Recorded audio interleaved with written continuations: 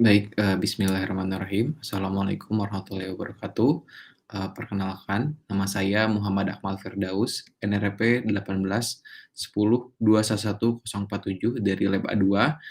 Di sini saya izin untuk mempresentasikan mengenai tugas lab patologi anatomi blok tropical medicine. Jadi, di sini saya mendapati kasus satu. Pada kasus satu ini, seorang anak laki-laki berusia 5 tahun dibawa ibunya berobat karena kaki dan tangannya teraba dingin dan tidak BAK sejak 8 jam yang lalu. 4 hari yang lalu, anaknya panas tinggi terus-menerus, tidak menggigil, tidak ada batuk, dan tidak ada pilek. Buang air besar dan buang air kecilnya ini biasa. Ibunya sudah memberikan obat penurun panas, namun panasnya ini turun sebentar, kemudian naik lagi. 1 hari sebelum masuk rumah sakit, anaknya ini mengalami mimisan dan berak sedikit bercampur darah. Riwayat mimisan dan buang air besar berdarah sebelumnya disangkal. Pada kasus ini, menurut saya informasi yang pentingnya adalah pada keluhan utamanya, kaki dan tangannya teraba dingin dan tidak BAK sejak 8 jam yang lalu. Keadaan ini bisa diakibatkan oleh adanya suatu keadaan kekurangan cairan pada pasien, bisa diakibatkan oleh terjadinya suatu infeksi sehingga cairan yang ada di dalam plasma ataupun pembuluh darahnya ini berpindah ke ruang interstisial ataupun memang pasien ini kekurangan cairan. Pada penyakit dahulunya, 4 hari yang lalu anaknya ini panas tinggi terus-menerus, tidak menggigil, tidak ada batuk, dan tidak ada pilek, buang air besar dan buang air kecil biasa. Hal ini bisa menunjukkan pada pasien terjadinya suatu infeksi. Infeksi ini diakibatkan oleh suatu virus ataupun suatu bakteri. Dan di sini terdapat kriteria yang dimana panasnya ini terus-menerus tetapi tidak menggigil. Nah, 1 hari sebelum masuk rumah sakit, anaknya ini mengalami mimisan dan berak sedikit bercampur darah. Riwayat mimisan dan buang air besar berdarah sebelumnya disangkal, yang di mana hal ini menunjukkan terjadinya suatu, perdarahan, ya, tetapi, di sini perdarahan ini bukan merupakan suatu rekurensi ataupun pengulangan, yang di mana di sini dilihat dari tidak terdapat adanya suatu riwayat mimisan sebelumnya ataupun BAB berdarah sebelumnya.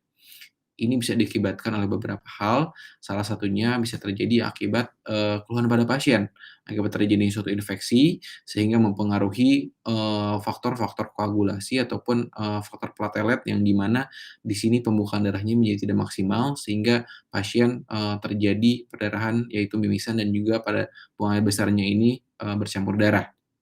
Lalu pada riwayat penggunaan obatnya, ibunya ini sudah memberikan obat penurun panas, namun panasnya ini turun sebentar kemudian naik lagi.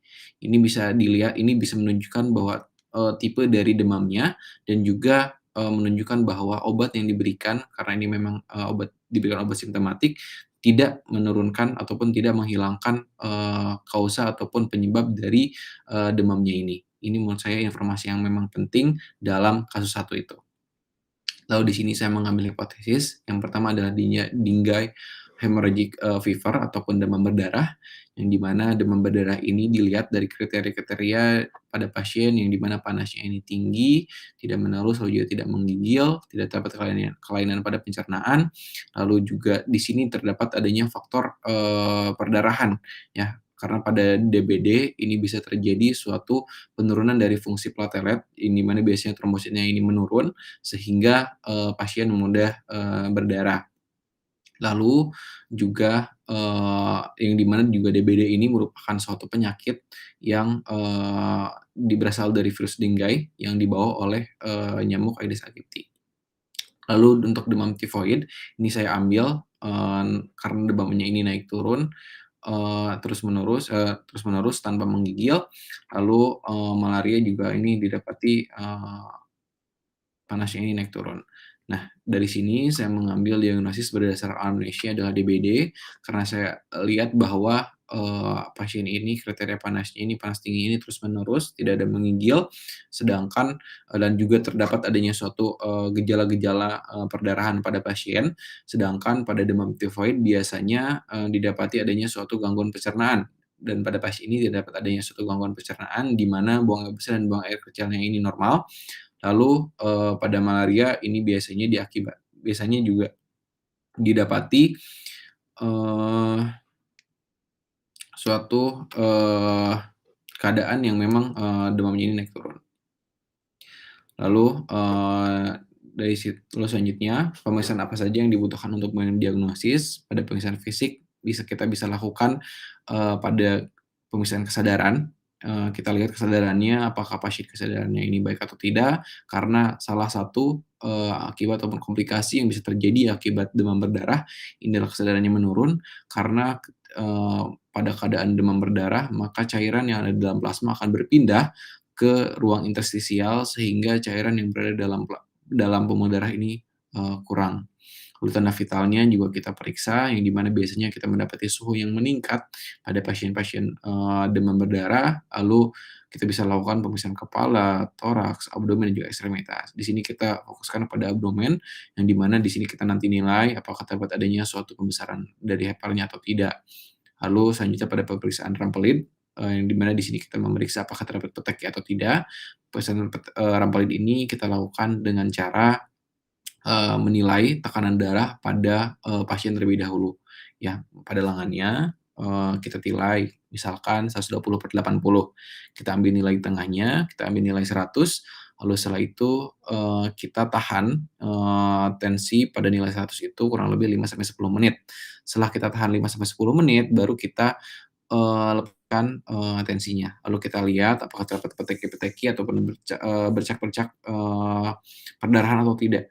Ya, kita lihat, seukuran persegi ataupun seukuran lingkaran 2,5 sentimeter dikali 2,5 sentimeter, kita tilai, jumlahnya apakah lebih dari 20 atau tidak, yang di mana positif apabila lebih dari 20. Lalu bisa kita lakukan pemeriksaan lab, bisa kita lakukan pemeriksaan darah, hemoglobin, hematokrit, juga trombosit yang biasanya didapati, Hb dan Ht-nya ini meningkat pada, demam berdarah karena tadi cairannya ini berpindah dari, pembuluh darah menuju ke ruang interstisial. Lalu trombositnya ini biasanya menurun, sehingga biasanya memang terdapat adanya suatu perdarahan seperti pada keluhan pada pasien, ya adanya mimisan. Lalu juga kita bisa melakukan tes fungsi hepar, kita menilai SGOT dan juga SGPT-nya, yang di mana SGOT dan SGPT ini merupakan suatu enzim yang dikeluarkan oleh, hati, ya. Lalu, untuk golden diagnosisnya kita bisa lakukan uji serologi, yang di mana, untuk demam berdarah biasanya, didapati, NS1 antidenggai, positif. Baik, lalu selanjutnya saya akan menjelaskan mengenai patofisiologi dari demam. Jadi awalnya terdapat infeksi, yang di mana infeksi ini bisa berasal dari virus ataupun bakteri, yang di mana nantinya akan menstimulasi, monosit dan juga makrofag untuk mengeluarkan pirogen endogen, yaitu interleukin 3, interleukin 6, TNF-alfa, dan juga interferon Y. Ya, ditambah dengan terjadinya suatu toksisitas, ya, bisa menstimulasi endotel hipotalamus, sehingga nantinya, endotel hipotalamus ini, tepatnya pada anterior, akan mengeluarkan asam arachidonat, ya, yaitu COX-2, sehingga nantinya prostaglandin akan meningkat. Prostaglandin yang meningkat ini akan masuk ke dalam jalur siklus AMP, sehingga akan meningkatkan set point hipotalamus, sehingga akan menimbulkan gejala panas pada pasien dan, menjadi manifestasi demam pada pasien. Nah, ketika terjadi stimulasi pirogen endogen terhadap endotel hipotalamus, biasanya pasien merasakan menggigil. Nah, dan obat yang biasanya kita berikan untuk orang-orang, pasien-pasien demam ini adalah parasetamol, yang di mana parasetamol ini bekerja pada, COX-2. Jadi dia menghambat COX-2 sehingga nantinya tidak terbentuk prostaglandin yang meningkat, dan tidak akan menjadi panas, seperti itu. Lalu selanjutnya klasifikasi demam dan juga penyakit-penyakitnya, yang di mana di sini pertama ada demam septik. Pada tipe ini, fluktuasi suhu tubuh antara puncak dan nadir sangat tinggi, dan biasanya lebih dari 5 derajat. Keadaan ini dapat dijumpai pada keadaan sepsis. Lalu selanjutnya ada demam kontinua. Pada demam tipe ini, suhu tubuh tetap di atas normal sepanjang hari, dan tidak ada fluktuasi suhu lebih dari 1 derajat dalam 24 jam. Tipe demam ini dapat disebabkan oleh infeksi saluran kemih, demam tifoid, brucellosis, infektif endokarditis, pneumonia lobaris, demam tifus, dan juga lain-lainnya. Lalu juga bisa terjadi demam remiten. Pada demam remiten, suhu tubuh naik di atas normal sepanjang hari dan fluktuasinya lebih dari 1 derajat Celcius. Jenis demam ini banyak ditemukan di klinik seperti pada tifoid dan juga endokarditis. Lalu selanjutnya demam intermiten. Pada demam tipe ini, kenaikan suhu tubuh hanya beberapa jam dalam sehari dan kembali ke normal dalam beberapa jam. Puncak kenaikan suhu tubuh dan kembali ke normal bisa beragam. Bila puncak kenaikan suhu dan kembali normal terjadi setiap hari, disebut koetidian. Jika berkelang sehari, disebut tertian. Dan jika terjadi setiap 3 hari, disebut kuartan intermittent fever. Tipe demam seperti ini acap ditemukan pada penyakit malaria, kala azar, piemia, sepsis, dan juga lain-lainnya. Dan yang terakhir ada low grade fever, yang dimana low grade fever ini dikatakan bila suhu tubuh tidak melebihi 37,8 derajat Celcius sepanjang hari dan meningkat pada malam hari.